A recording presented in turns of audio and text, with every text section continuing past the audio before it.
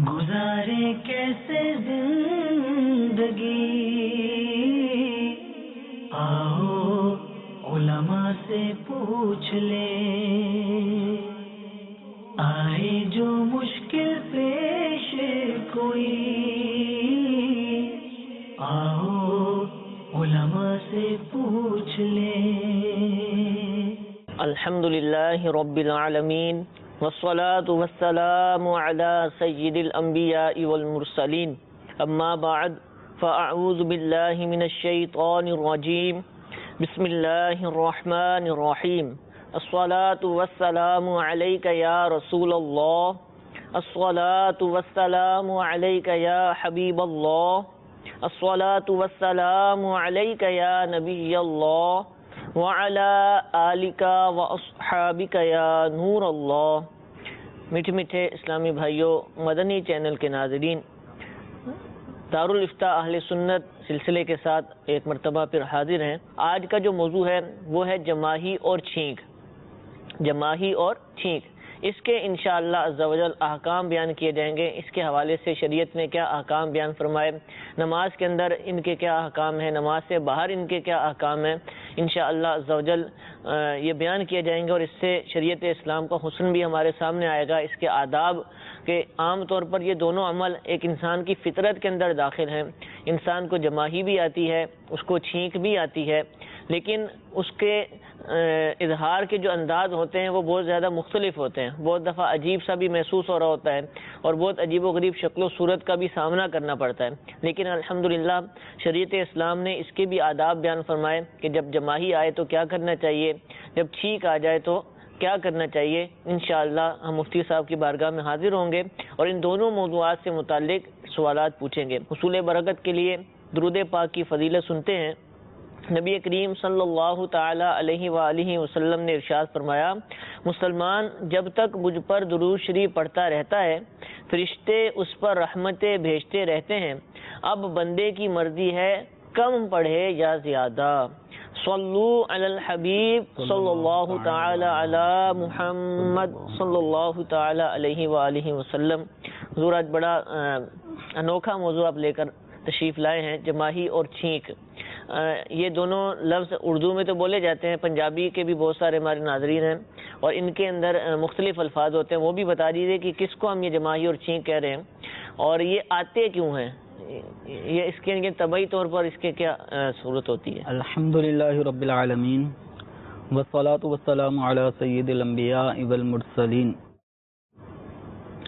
چھینک اس کو غالباً پنجابی زبان میں نچ کہا جاتا ہے، نیچ ماری ہے اس نے، یعنی چھینک یہ کہا جاتا ہے، اور جماہی اس کو عام اردو زبان میں عوام اباسی باسی لینا بھی کہتے ہیں، منہ کھول دیا جاتا ہے۔ لیکن ہماری یہ اردو زبان جو کتابی اردو ہے اس کے اندر اباسی کا الفاظ نہیں لکھے جاتے، اس میں جماہی کے الفاظ لکھے جاتے ہیں، جس میں آدمی ایک گہرا سانس جو ہے نا وہ اندر کی طرف کھینچ رہا ہوتا ہے منہ کھول کر، عام طور پر نیند جب آ رہی ہوتی ہے، نیند غفلت جب آ رہی ہوتی ہے تو اس وقت یہ جو کیفیت ہوتی ہے، تو اس کیفیت میں منہ کھلتا ہے اور بہت زیادہ ہوا کا ایک پریشر انسان جو ہے وہ اپنے اندر ہوا لے رہا ہوتا ہے، ٹھیک ہے، تو اس کو جماہی کہتے ہیں۔ اور ٹھیک یہ ہے کہ دماغ میں ایک ایئر ہوا وہ دماغ کی طرف پیدا ہو جاتی ہے اور وہ نکلتی نہیں ہے، ٹھیک ہے، اس نکلنے کے لیے اللہ تبارک و تعالی نے یہ چھینک پیدا فرمائی ہے کہ چھینک کے ذریعے پریشر سے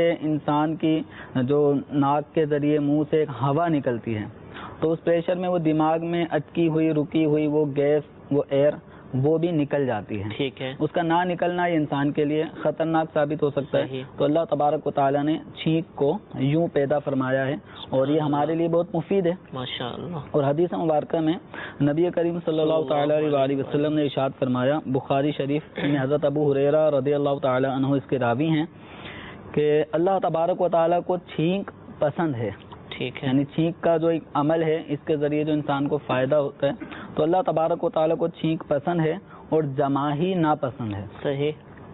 پھر فرمایا گیا کہ جب کسی شخص کو چھینک آئے اور وہ الحمدللہ کہے تو جو مسلمان اس کو سنے اس پر حق ہے کہ یرحمک اللہ کہے۔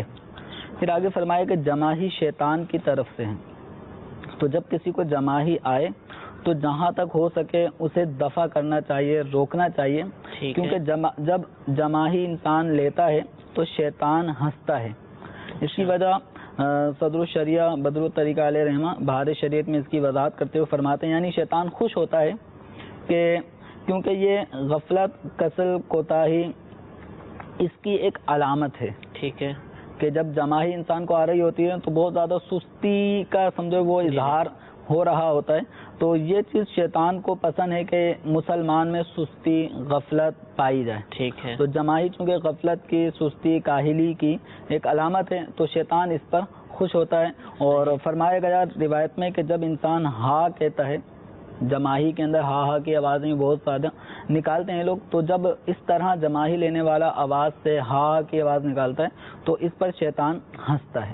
صحیح۔ تو اس حوالے سے جماعی لینے کے حوالے سے احادیث مبارکہ میں جب کسی کو جماعی آئے تو اس کو کیا کرنا چاہیے، چھینک آئے تو اس کو کیا کرنا چاہیے، تو اس حوالے سے ہمیں تعلیم فرمائی گئی ہے، جیسے کہ نبی کریم صلی اللہ تعالی علیہ وآلہ وسلم کا اپنا یہ عمل بھی ہے کہ جب آپ صلی اللہ تعالی علیہ وآلہ وسلم کو چھینک آتی تو چونکہ یہ ایک انسانی تقاضا ہے طبیعت کا چھینک آنا، تو نبی کریم صلی اللہ تعالی علیہ وسلم کو جب چھینک آتی تو آپ صلی اللہ تعالی علیہ وآلہ وسلم اپنے منہ کو، دہن شریف کو اپنے ہاتھ سے یا کپڑے سے چھپا لیتے ہیں، ٹھیک ہے، جیسے کر لیا جاتا ہے ہاتھ سے چھپا لیتے ہیں یا کپڑے سے، رومال سے، چادر سے اس طرح چھپا لیتے ہیں، اور آواز کو پست رکھتے تھے، ہلکا کرتے ہیں۔ چھینک اگرچہ اللہ تبارک و تعالیٰ کو پسند ہے، لیکن اس کے اندر جو آواز اونچی کرنا، دراز کرنا، یہ شیطان کو پسند ہے۔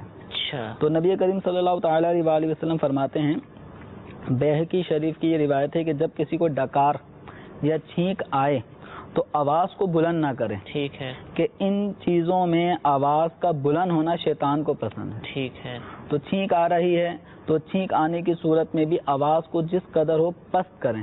لوگ تو چھینک کی آواز بھی نکال رہے ہوتے ہیں اور اپنے حلق سے بھی اور اس کے ساتھ چھینکیں بھی لگا رہے ہوتے ہیں۔ اس کے بعد مزید ایک فرحت کا جیسے بہت بڑا پہاڑ انہوں نے کھود دیا ہے، بہت فتح حاصل کر لی ہے، تو چھینک بالکل حتی الامکان اس میں آواز کو بالکل مدھم رکھا جائے۔ اس کا طریقہ یہی کہ کپڑا جو سرکار صلی اللہ تعالی علیہ وسلم نے چھینک کی آواز میں اپنے چادر کا، کپڑے کا، ہاتھ کا استعمال فرمایا تو منہ چھپا لیتے ہیں، تو منہ چھپا لینے سے کافی حد تک آواز کنٹرول میں آ سکتی ہے۔ اور الحمدللہ امیر اہل سنت دامت برکاتہم العالیہ کی صحبت میں کبھی یوں بیٹھنے کا موقع ہوا اور چھینک آئی تو امیر اہل سنت دامت برکاتہم العالیہ کی چھینک کی آواز اتنی آہستہ سنائی دیتی ہے، یعنی وہ کنٹرول کرتے ہیں، کیونکہ سنت سے نبی کریم صلی اللہ تعالی علیہ وآلہ وسلم کے عمل سے ثابت ہے کہ آپ کپڑا رکھ لیتے، ہاتھ سے منہ چھپا لیتے، تو یوں اس سنت پہ نبی کریم صلی اللہ تعالی علیہ وسلم کی امیر اہل سنت کو عمل کرتا ہوا دیکھا بھی ہے کہ بہت ہی آواز آہستہ چھینک کے رکھتے ہیں۔ یہ کنٹرول کرنے سے ہو گیا، ٹھیک ہے۔ اگر کسی کا ذہن ہی نہیں ہے تو وہ دیکھے گا کہ دن بدن اس کی چھینک کی آواز بڑھتی چلے جائے گی، اور بعض اوقات مرد تو مرد خواتین بھی چھینک کی آواز اتنی زور سے لیتی ہیں کہ شاید کافی دور تک ان کی آواز پہنچتی ہے۔ پھر دوسرا یہ کہ کپڑا لینے کا، منہ چھپانے کا ایک فائدہ یہ ہے کہ عام طور پہ جب کسی کو چھینک آنے والی ہوتی ہے تو آنے سے پہلے ایک عجیب سی کیفیت ہوتی ہے، اس کیفیت میں آدمی کا، انسان کا یہ منہ تھوڑا عجیب و غریب اس میں نقش و نگار بن رہے ہوتے ہیں، تو آدمی اگر یہ دیکھے کہ کوئی اسے دیکھ رہا ہے تو وہ شرما جاتا ہے، صحیح۔ تو ایسے موقع پہ وہ کوشش بھی انسان کرتا ہے کہ چھپ کر، سر جھکا کر ہی چھینک لے، تاکہ اس کے چہرے کی جو بدنمائی ہے چھینک لینے کے وقت میں تو وہ دوسرے پہ ظاہر نہ ہو۔ پھر دوسرا یہ ہے کہ چھینک کے وقت بس اوقات کچھ تھوک بھی نکل آتا ہے تو یہ بھی اچھا، یہ ناک سے بھی رطوبت، تو یہ عموماً وہ افراد جو شاید جن کے ساتھ ایسا ہوتا ہو یا کسی محفل میں، تقریب میں ان کے پاس کوئی رومال نہیں تھا اور ایسا ہو گیا تو شاید ان کو ہنسی بھی آ رہی ہو کہ یہ کیا کہا جا رہا ہے، تو چونکہ ایسا ہوتا ہے تو ایسے موقع پہ کوئی رومال، کوئی چادر یا ہاتھ کا استعمال کر کے اپنے سر کو جھکا لیا جائے، ہاتھ رکھ لیا جائے، کہ کافی حد تک دوسرے کو بھی اس کی تکلیف نہیں پہنچے گی. ٹھیک ہے. اور یہ ہے کہ ایک ادب بھی یہی ہے. اور جماہی ہے تو جماہی لینے کے اندر بھی طریقہ یہی ہے کہ حتی الامکان اس کو روکا جائے. صحیح. روکنے کا ایک طریقہ، چھینک کو روکا تو نہیں جائے گا، چھینک کو روکنا نہیں چاہیے، نقصان دہ ہے یہ، اس کو روکنا نقصان دہ ہے، بس آواز ہلکی کرنی ہے، آواز کو کنٹرول میں رکھنا ہے. اب کوئی ناک بند نہ کرے چھینک لیتے وقت، ناک کو بند نہیں کرنا، منہ کو بند نہیں کرنا، ورنہ شاید نقصان کچھ اور ہو سکتا ہے، کیونکہ ہوا کا نکلنا ضروری ہے. لیکن آواز کو کنٹرول میں رکھے، تھوڑا کپڑا منہ کے قریب رکھ لے، ناک اور منہ بند نہ کرے. صحیح. رہا معاملہ جماہی کا، تو جماہی کے اندر اس کے روکنے کا حکم ہے کہ حتی الامکان اس کو روکا جائے، دفع کیا جائے. تو اس کا ایک طریقہ یہ ہے کہ اوپر کے دانتوں سے نچلے ہونٹ کو دبا دیا جائے. صحیح. اس طرح دبانے سے بھی کافی حد تک جماہی کنٹرول میں آ سکتی ہے. یا ایک طریقہ پھر بھی نہیں ہوتی تو پھر آ ہی رہی ہے تو پھر یہ ہے کہ کوئی ہاتھ یا کپڑا وہ منہ پہ رکھ لیا جائے. اور اس میں ادب یہ ہے کہ سیدھا جو ہتھیلی کا جو انگلیوں کا یہ حصہ یہ نہ رکھے، بلکہ اس کا الٹا حصہ. ٹھیک ہے. یہ اب ہاتھ رکھتے ہیں بہت سارے لوگ نا، لیکن اس کے باوجود ہاتھوں کو آواز بھی نکال رہے ہیں، ساؤنڈ بناتے ہیں جماہی کی آواز کا بھی، تو یوں کر کے. تو یہ طریقہ غلط ہے. جو طریقہ مقصود ہے آواز کو روکنا، تو وہ روکا جائے. اور ہاں کر کے مختلف آواز نکال کے لوگوں کی توجہ اپنی طرف کر رہے ہوتے ہیں، تو یہ چیز درست نہیں ہے. ٹھیک ہے. تو یہ اگر جماہی آئی اور ہاتھ نہیں رکھے تو کیا کہا جائے گا؟ بعض دفعہ کنٹرول نہیں ہوتا ہے، اچانک آتی ہے. چھینک میں تو تھوڑا سا وہ پہلے اس کی کیفیت بنتی ہے.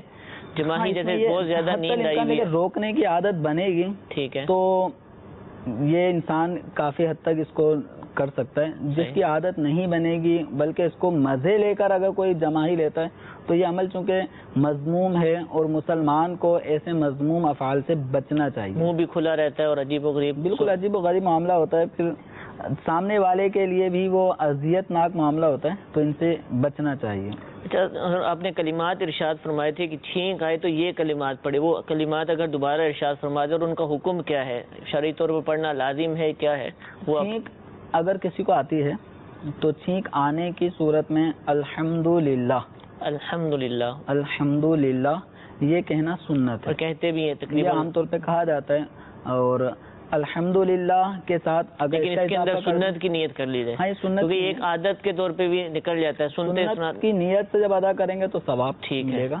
تو اگر کسی کو چھینک آتی ہے تو اس کو چاہیے الحمدللہ کہے. صحیح. یا بہتر یہ ہے کہ اس میں رب العالمین کا اضافہ کرے، الحمدللہ رب العالمین. صحیح. اسی طرح الحمدللہ علی کل حال، یہ تین الفاظ احادیث مبارکہ میں چھینک لینے والے کے بارے میں ہے کہ وہ الحمدللہ کہے تو فرشتے رب العالمین کہتے ہیں. اور اگر یہ کہتا ہے الحمدللہ رب العالمین تو فرشتے کہتے ہیں رحمک اللہ، اللہ تجھ پہ رحم کرے. سبحان اللہ. دعا دیتے ہیں اس کو. الحمدللہ رب العالمین کہیں یا الحمدللہ کہیں یا الحمدللہ علی کل حال کہیں، تو ان تینوں میں سے کوئی بھی کلمہ کہے گا تو سنت ادا ہو جائے گی. اب جیسے مجھے چھینک آئی، مجھے چھینک آنے پر میں کہتا ہوں الحمدللہ. صحیح. تو آپ نے میری چھینک پر الحمدللہ کہنا میرا سنا ہے، تو سننے والے مسلمان پر واجب ہے کہ وہ کہے یرحمک اللہ. واجب ہے، یہ بات لازم ہے، یعنی لازم. ٹھیک ہے. یرحمک اللہ. صحیح. یرحمک اللہ یعنی اللہ تجھ پر رحم فرمائے. ٹھیک ہے. اردو میں بھی کہہ سکتے ہیں، یہ اردو میں بھی کہا جا سکتا ہے. اصل رحمت کی دعا دینی ہے، تو اگر کسی کو عربی میں یاد نہیں تو اردو میں کہہ لیں. مشکل نہیں ہے، اگر عادت یاد کیا جا سکتا ہے. یرحمک اللہ، مطلب کچھ پریکٹس کریں تو یاد ہو جائے گا. تو یرحمک اللہ یہ کہنا واجب ہے. اور چھینک پر الحمدللہ اگر کسی نے نہیں کہا، ٹھیک ہے، چھینک آئی اور الحمدللہ نہیں کہا، تو چھینک اگرچہ آپ سنیں، ٹھیک ہے، آپ پر پھر یرحمک اللہ کہنا واجب نہیں ہوگا. نبی کریم صلی اللہ تعالیٰ علیہ وآلہ وسلم کی بارگاہ میں دو شخص میں سے ایک کو چھینک آئی تو نبی کریم صلی اللہ تعالیٰ علیہ وسلم نے اس کو یرحمک اللہ کہا، اور دوسرے کو آئی اس پہ یرحمک اللہ نہیں کہا. تو دوسرے نے عرض کیا کہ یا رسول اللہ یہ کیا معاملہ، چھینکیں دونوں کو آئیں اور آپ نے یرحمک اللہ کی یہ دعا رحمت بھری یہ ان کو دی، مجھے نہیں دی. تو اس پہ آپ صلی اللہ تعالیٰ علیہ وسلم نے فرمایا ان کو چھینک آئی تو انہوں نے اللہ کی حمد کی، الحمدللہ کہا. تو اس پر میں نے یرحمک اللہ کہا. ٹھیک ہے. آپ کو چھینک آئی, آپ نے الحمدللہ نہیں کہا, اس لیے میں نے یرحمک اللہ نہیں کہا. تو اس حدیث مبارکہ سے یہ معلوم ہوتا ہے کہ اگر کوئی چھینکنے والا اگر الحمدللہ نہیں کہتا تو سننے والے پر پھر یرحمک اللہ کہنا واجب نہیں ہے. لیکن اگر وہ کہتا ہے تو فوراً بلا تاخیر یرحمک اللہ کہنا واجب ہے, اور اتنی آواز اس میں ہونی چاہیے کہ چھینکنے والے کو یرحمک اللہ کی آواز آ جائے, یعنی کوئی شور شرابہ نہ ہو تو اس تک آواز پہنچ جائے, اتنی آواز میں کہنا چاہیے. ٹھیک ہے. اس میں یوں بھی کوئی کہہ سکتا ہے سنت تو ہے ہی یہ کلمات, لیکن چونکہ اب یہ سانس رک جاتا ہے انسان کا اور وہ نکلا ہے تو گویا کہ اب اس کا سانس بند ہوتے ہوتے بچا ہے, شکرانے کے طور پر یہ کلمات کہہ رہے ہیں. یوں بھی کہ چھینکنے کی صورت میں جو ایک تکلیف تھی, اگر ہوا جو رک جاتی تو وہ مضر ہوتی, تو وہ اس پریشر کے ذریعے نکل گئی. تو اس پہ اللہ تبارک و تعالیٰ کی وہ حمد بجا لائے. حمد کا معنی اللہ تعالیٰ کی تعریف ہے, تو اللہ تعالیٰ کی اس بات پہ تعریف کرے کہ اس نے اس ہوا کے دماغ میں بسے یا ٹھہرے رہنے کے ضرر سے اس کو بچا دیا. تو اللہ تعالیٰ کے لیے حمد کریں. عام طور پہ لوگ شکر الحمدللہ بھی کہتے ہیں, تو یہ بھی ٹھیک ہے. الحمدللہ اللہ تعالیٰ کی تعریف کے کلمات اس میں کہنے چاہیے. ٹھیک ہے, جزاک اللہ. مزید بھی سوالات ہمارے پاس موجود ہیں, کچھ کالز شامل ہیں, سلسلہ کرتے ہیں. جی کال سنائیے. السلام علیکم ورحمۃ اللہ وبرکاتہ. وعلیکم السلام ورحمۃ اللہ وبرکاتہ. محمد عادل ناروال سے. میں نے یہ پوچھنا ہے کہ میری ابھی اتنی ایج نہیں ہوئی کہ میں اپنا اکاؤنٹ جو ہے کرنٹ اکاؤنٹ کھلوا سکوں, اور میں نے اپنا اکاؤنٹ کھلوایا ہوا سیونگ اکاؤنٹ, تو اس پہ مجھے پروفٹ ملتا ہے, تو جو میں نے اس میں پیسے رکھے ہیں وہ پروفٹ میرے لیے حلال ہے یا حرام ہے؟ اور ایک اور میں نے اکاؤنٹ اپنا کھلوایا ہوا ہے, اس میں میں نے اپنا بیلنس رکھا ہوا ہے, تو اس بیلنس پہ مجھے ڈیلی منٹس وغیرہ ملتے ہیں, تو کیا وہ میرے لیے لینا جائز ہے یا ناجائز ہے؟ یہ میں اس کے بارے میں تھوڑا سا آپ سے پوچھنا چاہوں گا. جی انشاءاللہ عرض کریں گے. ایک اور کال سنائیے. السلام علیکم ورحمۃ اللہ وبرکاتہ. وعلیکم السلام ورحمۃ اللہ وبرکاتہ. آپ سے یہ پوچھنا تھا کہ نماز سے پہلے گھر میں سنتے پڑھ کے مسجد میں فرض پڑھنے کے لیے جانا کیسا ہے؟ جی انشاءاللہ عرض کرتے ہیں. ایک اور کال سنائیے. السلام علیکم ورحمۃ اللہ وبرکاتہ. وعلیکم السلام ورحمۃ اللہ وبرکاتہ. میں حاصل پور ضلع بہاولپور ملکچنا والے سے بول رہا ہوں. میں نے یہ پوچھنا تھا کہ جو انسان فوت ہو جاتا ہے اکثر اوقات لوگ ان کی پکچر جو ہے وہ فیس بک پہ ڈال دیتے ہیں, جائز ہے یا نہیں؟ جی انشاءاللہ یہ بھی عرض کرتے ہیں. عادل بھائی نارووال سے پوچھ رہے ہیں کہ سیونگ نہیں ہے, کرنٹ اکاؤنٹ نہیں کھلوایا, سیونگ اکاؤنٹ کھلوایا تاکہ کچھ فائدہ حاصل ہو, تو اب اس اکاؤنٹ کے اندر جو رقم ہے اس پر نفع ملتا ہے, تو کیا یہ نفع لینا جائز ہے؟ اسی طرح ایک اور اکاؤنٹ ہے, اس پر اس کو ڈیلی منٹ ملتے ہیں, شاید کوئی موبائل کمپنی میں اکاؤنٹ کھلوایا ہوا ہے, تو کیا وہ منٹ بھی لینا جائز ہے؟ سیونگ اکاؤنٹ یہ عام طور پہ سودی ہی اکاؤنٹ ہوتا ہے. اس کے اندر رقم آپ کی جو بینک کے پاس ہے وہ قرض ہے, سیدھا سیدھا یہ قرض ہے, تو قرض پہ پھر یہ منتھلی نفع دیا جاتا ہے, تو یہ سودی اکاؤنٹ ہے, اس کا کھلوانا جائز نہیں ہے. اور جو اصل رقم پر جو رقم انٹرسٹ کے نام پہ جمع ہو چکی ہے تو اس کا استعمال بھی ان کے لیے جائز نہیں ہے, یہ صرف اپنی اصل رقم ہی لے سکتے ہیں. تو اپنے سیونگ اکاؤنٹ کو کرنٹ اکاؤنٹ میں تبدیل کیا جا سکتا ہے, تو اپنے اکاؤنٹ کو تبدیل کریں اور جتنی اصل رقم تھی اتنی ہی رقم اپنے کرنٹ اکاؤنٹ میں ڈلوائیں. ٹھیک ہے. جو اضافی رقم اگر یہ لیتے رہے ہیں تو اس پہ توبہ کریں کہ سود کھانے کا یہاں پر گناہ ملے گا. ٹھیک ہے. اور دوسرا یہ کہ موبائل بعض کمپنیوں میں جو کچھ اماؤنٹ مخصوص مقدار میں رکھی جاتی ہے, تو جیسے 2000 روپے 1000 روپے, تو اس حساب سے پھر وہ کچھ 60 منٹ اور 1000 پہ غالباً 30 منٹ, اسی طرح کچھ MBs SMS وغیرہ وہ فری دیتے ہیں اس رقم کے بہاف پہ. تو یہ جو رقم ان کے پاس ان کے اکاؤنٹ میں ہوتی ہے تو وہ بھی قرض ہے. وہ قرض پہ یہ نفع ہے, جو فری منٹس مل رہے ہیں یا فری MBs نیٹ استعمال کرنے کو مل رہا ہے یا SMS کرنے کی سہولت مل رہی ہے, تو یہ اس پہ نفع ہے. تو نفع کا پیسوں ہی کی صورت میں حاصل ہونا یہ سود نہیں ہوتا. ٹھیک ہے. نفع چاہے اس طرح موبائل کا جو استعمال ہے, اس میں کالز وغیرہ کی سہولت, میسیجز کی سہولت یا انٹرنیٹ استعمال کرنے کی سہولت مل رہی ہے, یہ بھی اسی 1000 2000 یا جتنی بھی اماؤنٹ جو موبائل کمپنیوں نے خاص کی ہے اتنی رقم پہ رکھنے پہ جو بینیفٹس ہیں وہ سودی نفع ہے, اس کی اجازت نہیں ہے. ٹھیک ہے.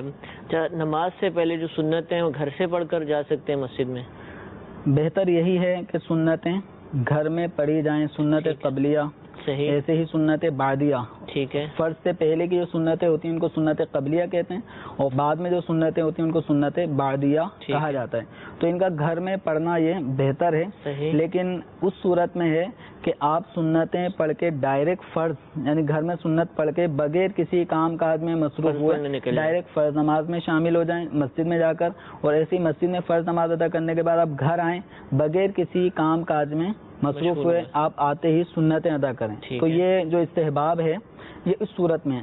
لیکن اگر سنتیں پڑھنے کے بعد بات چیت کرنے میں مصروف ہوں گے, پھر فرض نماز میں شرکت ہوگی, یا فرض نماز میں کی ادائیگی کرنے کے بعد گھر آ رہے ہیں, آتے آتے لوگوں سے ملتے ملاتے سودا سلف لاتے پھر گھر میں آ کے وہ سنتیں پڑھیں گے, تو سنتوں کا فرض کے ساتھ متصل ہونا یہ افضل ہے. ٹھیک ہے. اس صورت میں اگر گیپ آئے گا تو ثواب میں کمی آتی ہے. تو اگر کسی کو لگتا ہے کہ میں یوں سنتوں اور فرض کے درمیان یوں اتصال نہیں کر پاؤں گا بلکہ اجنبی کاموں میں مصروف رہوں گا, تو اس کو چاہیے کہ مسجد میں بھی پڑھ لیں تاکہ وہ اتصال برقرار رہے. اور بالخصوص فرض نماز ادا کرنے کے بعد جو سنتیں پڑھی جاتی ہیں تو ان کو اگر گھر پہ پڑھیں گے تو اس میں عام طور پہ نماز پڑھ لی, اب وہ بات چیت کرنے کا سلسلہ ہو جاتا ہے. تو ایسے میں اگر کسی کو یہ خدشہ ہے کہ میں آتے ہی فوراً نہیں پڑھ پاؤں گا تو اس کو چاہیے کہ وہ مسجد ہی میں ادا کر لے. ٹھیک ہے. کوئی انسان فوت ہو جائے تو اب اس کی تصویر کسی سوشل میڈیا کے کسی بھی ویب سائٹ کے اوپر چڑھانا, انٹرنیٹ پر چڑھا دینا, کیا یہ جائز ہے؟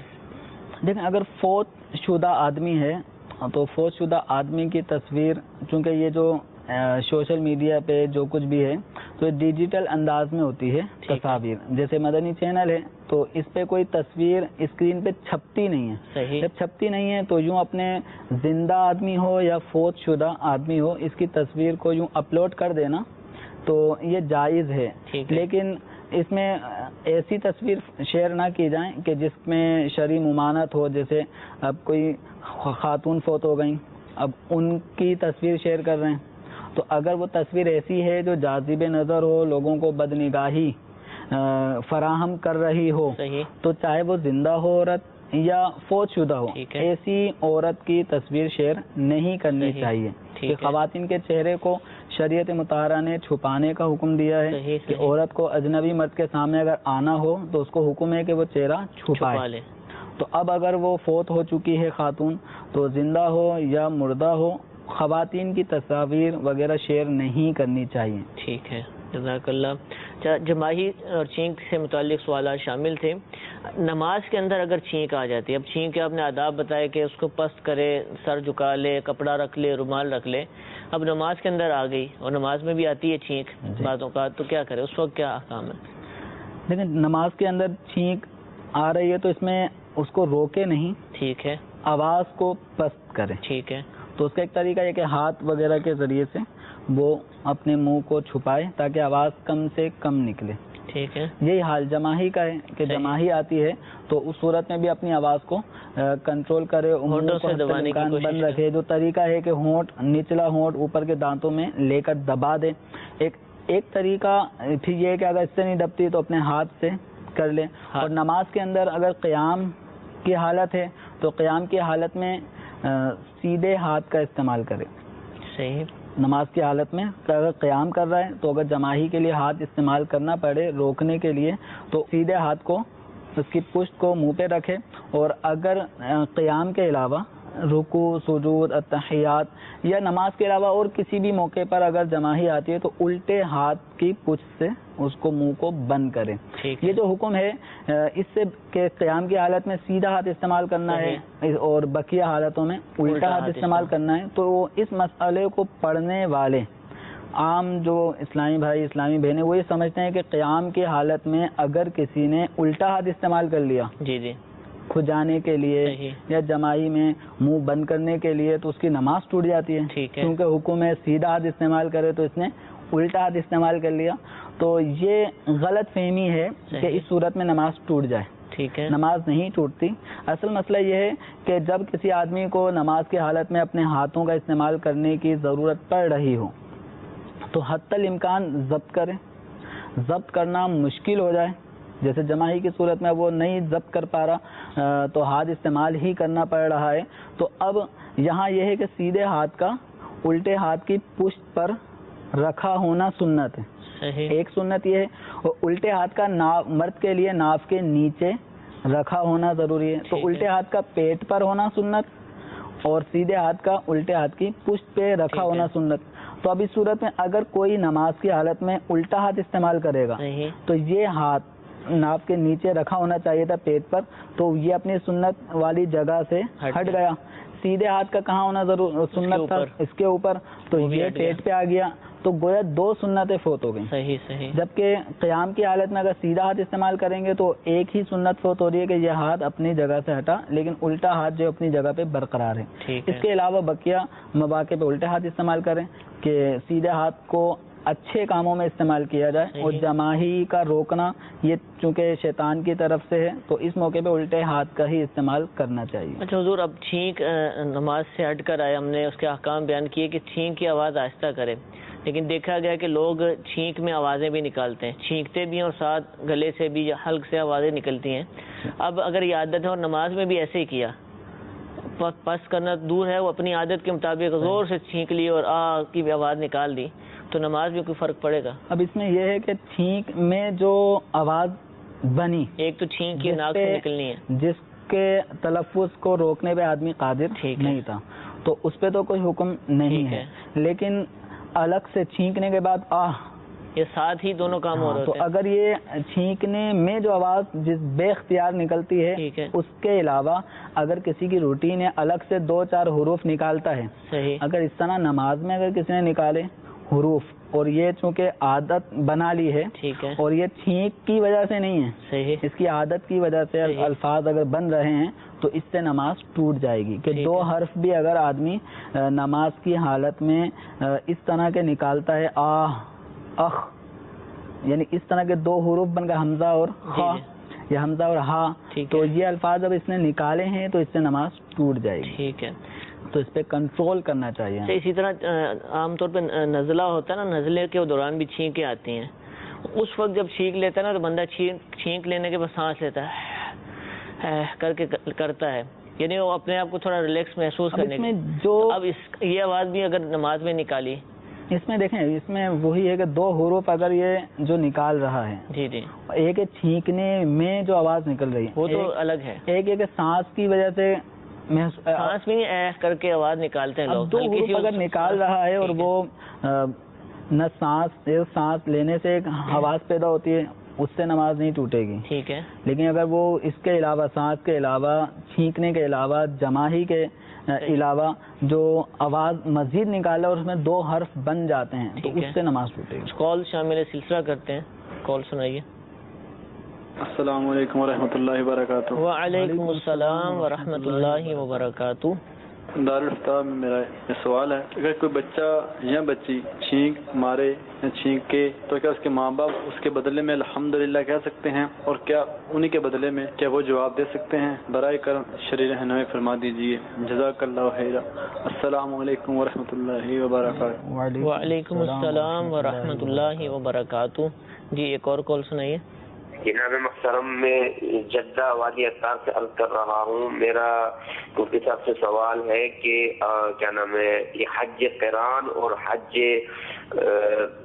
تمتع کے بارے میں ذرا تھوڑا تفصیل سے ارشاد فرما دیں. اگر یہ سعودیہ میں جو لوگ رہتے ہیں تو وہ حج تمتع اور قران, ان میں تھوڑا فرق مجھے واضح ہو جائے گا, تو پھر وہ کون کون سے حج کر سکتے ہیں؟ حج تمتع اور قران دونوں کر سکتے ہیں کہ نہیں کر سکتے؟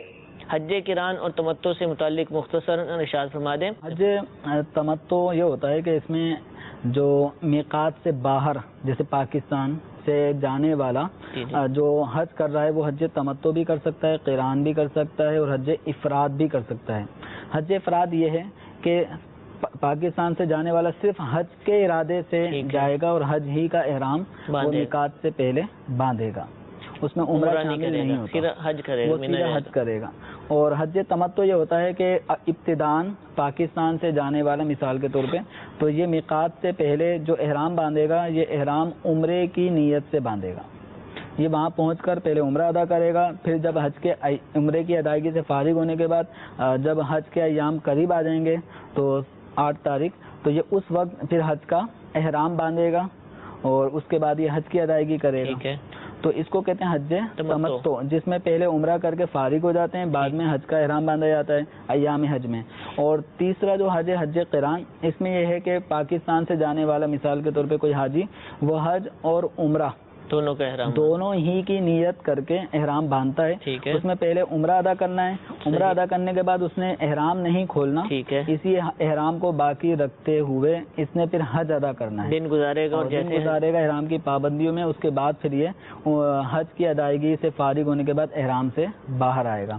تو یہ حج قران اور حج تمتع، یہ میقات سے باہر رہنے والے جو 5 میقات ہیں، ان میقاتوں سے باہر رہنے والے جو افراد ہیں، کسی بھی ملک سے آ رہے ہیں، جیسے مدینہ شریف، یہ اگرچہ عرب شریف میں ہے لیکن یہ میقات سے باہر ہے، تو مدینہ منورہ میں رہنے والا وہ حج تمتع بھی کر سکتا ہے، حج قران بھی کر سکتا ہے، حج افراد بھی کر سکتا ہے. لیکن مکے میں رہنے والا یا جو مکے میں رہنے والوں کے حکم میں ہے، وہ کون ہے؟ جو حرم، حدود حرم میں رہتے ہیں، وہ ہو گئے مکے کے اطراف میں حد ہے حدود حرم، اس کے اندر رہتے ہیں، یا حرم کے باہر والے حصے جو میقات اور حرم کے درمیانی حصے، جیسے مسجد عائشہ ہے، تنعیم ہے، تو جعرانہ ہے، یہ اگرچہ حرم سے باہر ہیں لیکن میقات کے اندر ہیں. جدہ شریف ہے، تو یہ یہاں کے رہنے والے، میقات کے اندر رہنے والے، چاہے وہ حرم کے اندر ہوں یا باہر، یہ حج تمتع اور حج قران نہیں کر سکتے. حج افراد ہی کرنے کی صورتیں ہیں، وہ انشاءاللہ احکام حج میں اگر یہ سوال کریں تو اس میں صورت بیان کر دی جائے. ٹھیک ہے. ہمارے موضوع سے متعلق سوال ہے کہ اگر چھوٹے بچے کو چھینک آتی ہے، بچوں کو بھی چھینک آتی ہے، بالکل 1 دن کے بچہ بھی چھینک لے لیتا ہے، تو اب اس کے طرف سے اس کے ماں باپ الحمدللہ کہہ سکتے ہیں، اور اگر اس کے مثال کے طور پہ والد نے الحمدللہ کہا تو کیا والدہ پر جواب واجب ہو جائے گا؟ وہ جواب دے گی، کیا ہوگا اس میں؟ دیکھیں، نابالغ یا چھوٹا بچہ ہے، اس کو سکھانے کے اعتبار سے عام طور پہ جو والد والدہ وہ الحمدللہ کہتے ہیں بچوں کے چھینک آنے پہ، تو یہ بچوں کی تربیت بھی ہو رہی ہوتی ہے کہ چھینکنے پہ الحمدللہ کہنا چاہیے، لیکن ماں یا باپ پر لازم نہیں ہے. اولاً تو چھینکنے والے کے لیے سنت ہے کہ الحمدللہ کہے، تو بچے کے لیے ابھی یہ اس کا حکم نہیں ہے. ہاں، اگر وہ بولنے لگا تو اس کو سکھایا جائے کہ سنت یہ ہے. اب اس کی طرف سے چھوٹے بچے کی طرف سے اس کے والد یا والدہ ان کے اوپر ان سے مطالبہ نہیں ہے کہ یہ حمد کہیں. ٹھیک ہے. اور اسی طرح اگر ان کے والد والدہ نے الحمدللہ کہا، چھینک بچے کو آئی، الحمدللہ والدہ نے کہا، تو اس کے جواب میں والد یا وہاں بیٹھے ہوا کسی اور شخص پہ یرحمک اللہ کہنا یہ واجب نہیں ہوگا. وہ چھینک جس کو آئی ہے وہ چھوٹا بچہ ہے اور اس نے الحمدللہ نہیں کہا. ہاں، اگر بچہ کہنے والا بن چکا ہے کہ وہ چھینک آتی ہے الحمدللہ کہتا ہے، تو اب سننے والے کو یرحمک اللہ کہنا ہوگا، کہنا پڑے گا. اچھا، اس کے بعد بھی بعض دفعہ کلمات کہتے ہیں، تیسرا فرد دوبارہ جو چھینکتا ہے. ہاں، اس میں یہ ہے کہ چھینکنے والے کو چاہیے کہ وہ الحمدللہ کہے. ٹھیک ہے. اچھا، الحمدللہ جیسے میں نے چھینکنے کے بعد الحمدللہ کہا تو آپ کہیں گے یرحمک اللہ. ٹھیک ہے. اب تیسری مرتبہ میرے لیے یہ سنت ہے کہ میں کہوں گا یغفر اللہ لنا ولکم. ٹھیک ہے. یغفر اللہ لنا ولکم یا یہدیکم اللہ ویصلح بالکم. ان دونوں میں سے کوئی ایک دعا. یہ بھی واجب کہلائیں گے؟ یہ واجب نہیں ہے، سنت ہے. اور چھینکنے میں جو الحمدللہ جو کہا جائے گا، اب کسی آدمی کو بس اوقات نزلہ ہوتا ہے یا نزلہ نہیں ہو، چھینک کسی کو ایک دفعہ نہیں آتی. ٹھیک ہے. بہت سے افراد ایسے ہیں جن کو 2-3 دفعہ چھینکیں آتی ہیں، تب وہ ریلیکس ہوتے ہیں. جی. تو اگر ایک دفعہ چھینک آئی، اس نے کہا الحمدللہ، تو اب ایک دفعہ چھینکنے پر اسی مجلس میں جواب دینا یرحمک اللہ یہ واجب ہوگا. صحیح. پھر چھینک آتی ہے، پھر وہ کہتا ہے الحمدللہ، تو اب دوسری دفعہ کہنا واجب نہیں ہے، یرحمک اللہ کہنا واجب نہیں ہے. تیسری دفعہ بھی اگر آتی ہے پھر وہ الحمدللہ کہتا ہے تو اب بھی واجب نہیں ہے. صرف ایک دفعہ جواب دینا یرحمک اللہ یہ واجب ہے، بعد میں مستحب ہے. لیکن اگر کسی کو چھینکوں کا ہی سلسلہ بیمار ہے اس کو، تو عام طور پہ نزلے کی وجہ سے کے کارخانے میں کام کر رہا ہے اور وہاں ایک عام آدمی جائے تو اس کو بہت چھینکیں آتی ہیں، بار بار چھینک آتی ہے، نزلہ ہو جاتا ہے. ٹھیک ہے. مرچ وغیرہ اس طرح کی چیزوں سے، تو نزلے کی وجہ سے اگر کسی کو اس طرح متعدد چھینکیں آ رہی ہیں تو اب پھر نہ الحمدللہ کہنا مطلب مسنون رہے گا، نہ ہی اس طرح یرحمک اللہ کہنا مسنون رہے گا. ٹھیک ہے. اچھا، اگر کسی نے چھینکا اور الحمدللہ نہیں کہا، سامنے والا کہہ سکتا ہے الحمدللہ. اس مبارکہ میں اس کی برکت بتائی گئی ہے. تو عام طور پہ اسلامی بھائیوں کو دیکھا گیا ہے کہ جب کسی کو چھینک آتی ہے تو وہ اس موقع سے فائدہ اٹھاتے ہوئے وہ الحمدللہ کہتے ہیں. تو یہ باہر شریعت میں مسئلہ بھی لکھا ہے کہ چھینکنے والے سے پہلے ہی سننے والے نے الحمدللہ یرحمک اللہ نہیں الحمدللہ. چھینکنے والے کو چونکہ الحمدللہ کہنا مسنون ہے، اس سے پہلے اگر سننے والے نے الحمدللہ کہہ دیا تو حدیث مبارکہ میں آئے کہ یہ شخص دانتوں اور کانوں کے درد سے اور تخمہ سے محفوظ رہے گا. تخمہ یہ بد ہضمی کو کہا جاتا ہے، اور ایک روایت میں فرمایا گیا کمر کے درد سے محفوظ رہے گا. ٹھیک ہے. تو یہ جن کے کمر میں درد ہو یا اس طرح داڑھوں میں درد ہو تو ان کے لیے تو بڑا بہترین ایک نسخہ ہے کہ چھینکنے والے کی چھینک سنتے ہی فوراً الحمدللہ. اللہ تعالیٰ کی برکت سے ان امراض سے انشاءاللہ امراض کو دور فرما دے گا. اچھا چھینک آئی، بہت سارے لوگ بیٹھے ہیں، سب نے سنا تو کہ سب پر جواب دینا واجب ہے؟ چھینک آنے کی صورت میں جواب تو سب پر ہی واجب ہے علل کفایہ.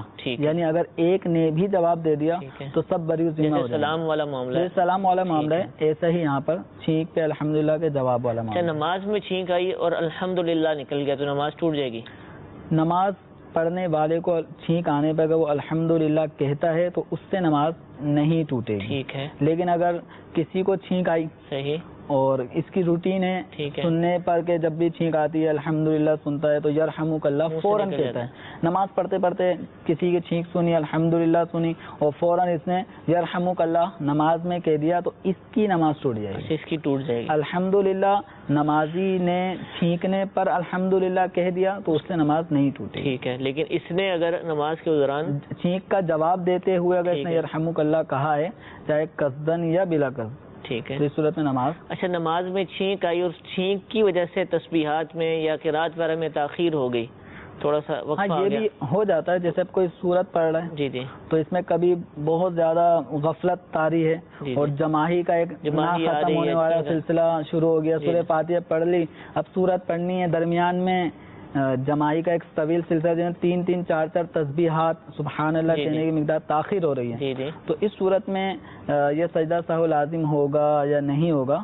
تو اس حوالے سے اعلیٰ حضرت رحمۃ اللہ علیہ کے فتاوی سے یہ بات فتوے میں موجود ہے کہ اس طرح کی چیز جس کے روکنے پہ آدمی قادر نہیں ہوتا، کھانسی کا سلسلہ نہ ختم ہونے والا، بس اوقات کھانسی دھانس اٹھ جانا جس کو کہتے ہیں، وہ کھانسنے کا سلسلہ چلتا جا رہا ہے، رک نہیں رہا، اس وجہ سے سورت پڑھنے میں تاخیر ہو رہی ہے یا جماہی کی وجہ سے ہو رہی ہے یا چھینکوں کا ایک نہ ختم ہونے والا سلسلہ یا بس اوقات ہچکی کسی کو ہو جاتی ہے اور ان کے روکنے پہ انسان قادر نہیں ہو رہا، اس کی وجہ سے اگر تاخیر ہو رہی ہے سورت اور سورہ فاتحہ کے درمیان تو سجدہ سہو لازم نہیں ہوگا. ٹھیک ہے، جزاک اللہ. میٹھے میٹھے اسلام بھائیو، ہمارے سلسلے کا وقت ختم ہوا. اللہ تعالیٰ ہم سب کو جو کچھ سنا اس کو یاد رکھنے، اس پر عمل کرنے، دوسروں کو سکھانے کی توفیق عطا فرمائے.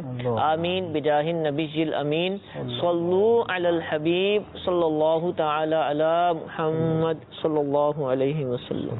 گزارے کیسے زندگی،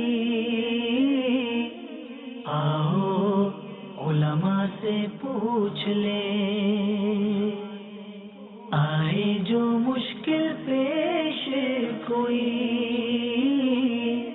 آؤ علماء سے پوچھ لیں.